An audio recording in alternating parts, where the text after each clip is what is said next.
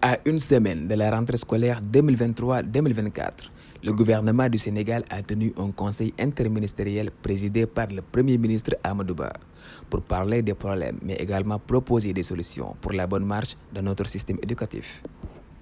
Nous nous réunissons pour discuter de la prochaine rentrée scolaire, un moment crucial qui définit la voie vers laquelle nous dirigeons la jeunesse de notre pays. Le président de la République, son Excellence M. Macky Sall, nous rappelle que la rentrée scolaire cette année revêt une importance particulière, car elle survient dans un contexte de défis multiples auxquels nous devons faire face de manière résolue. Il engage le gouvernement à assurer que chaque enfant, quelle que soit sa situation économique, ait un accès équitable à une éducation de qualité. Ainsi, nous continuerons à investir dans la construction et la rénovation d'écoles, à améliorer l'accès à l'éducation préscolaire et à renforcer les infrastructures éducatives dans tout le pays. Toutefois, l'éducation ne se limite pas seulement à l'accès à l'école, mais aussi à la qualité de l'enseignement. Nous devons veiller à ce que nos enseignants soient bien formés, motivés et bien rémunérés, car ce sont eux qui façonnent l'avenir de notre nation. Nous mettrons en place des programmes de formation continue pour nos éducateurs et encouragerons l'innovation pédagogique.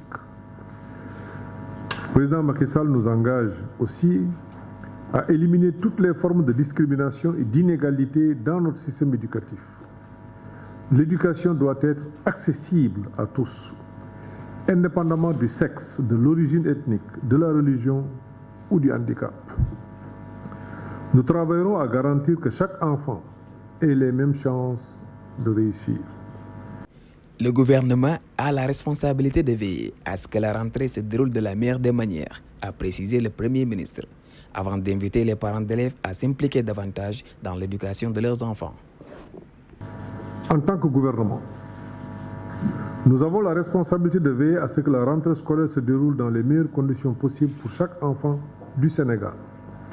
Cela signifie que nous devons garantir que nos écoles soient dans des environnements propres, sains et sécurisés, tout en prenant des mesures vigoureuses pour lutter contre les inondations qui menacent certaines de nos écoles et communautés.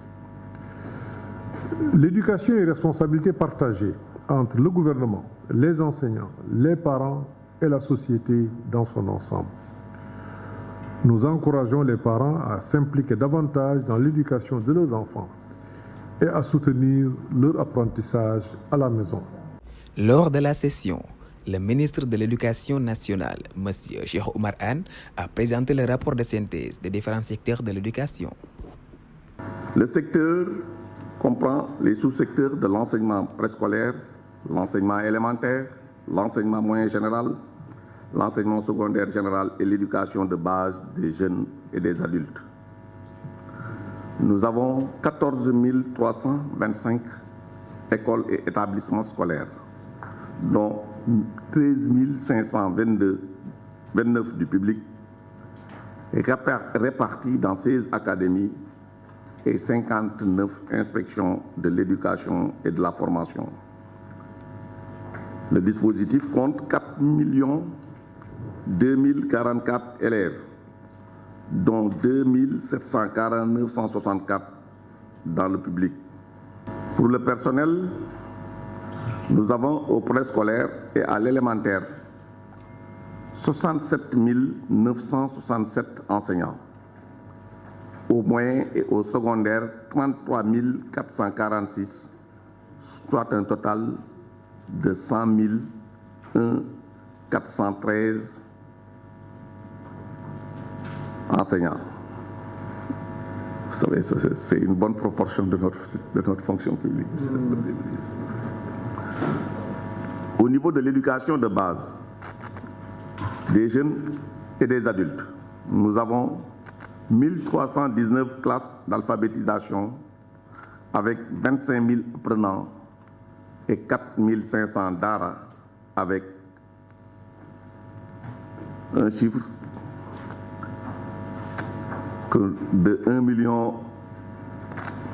200 000 intervenants un chiffre que nous sommes en train de vérifier et d'après les projections, nous allons atteindre pratiquement le double d'apprenants dans les systèmes des DARA.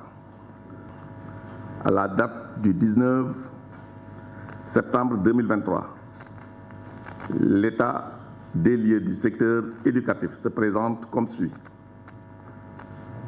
Pratiquement toutes les académies ont été impactées par l'hivernage. Bon, mais le nombre quand même d'établissements et d'écoles impactés n'est pas très grand par rapport à l'année dernière. Nous avons eu beaucoup d'améliorations. Nous avons 235 écoles élémentaires qui sont impactées, 59 collèges, 24 lycées, soit un total de 318 écoles et établissements. En ce qui concerne l'état des infrastructures, 513 écoles et établissements publics n'ont pas de murs de clôture. 267 n'ont pas d'eau. 785 n'ont pas d'électricité et 473 ne disposent pas de latrines. Pour les équipements, il a été noté un déficit en tablement, en matériel de reprographie et en matériel informatique. Pour le personnel,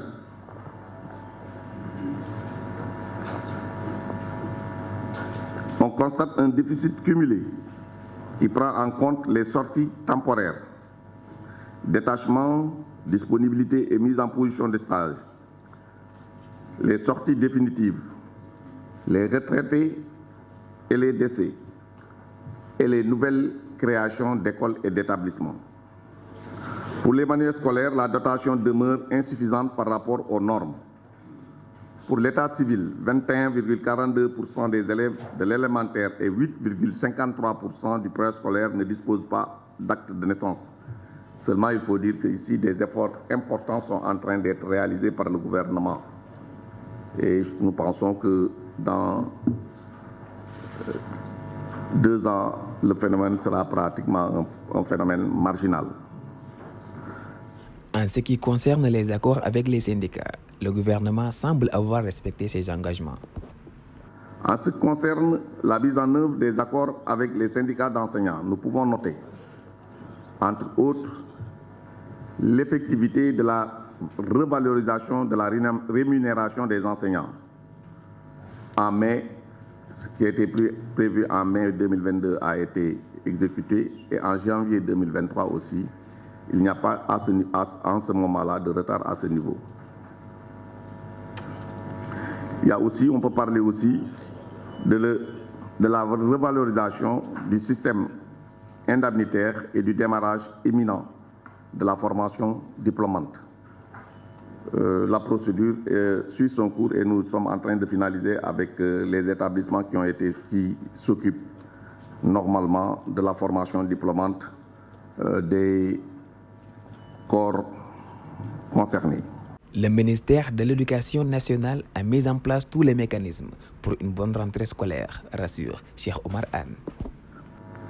Le ministère de l'Éducation nationale a mis en place un dispositif inclusif et participatif pour assurer une bonne rentrée des classes et un bon déroulement de l'année scolaire 2023-2024. Cela en rapport avec les différents acteurs de la communauté éducative nationale.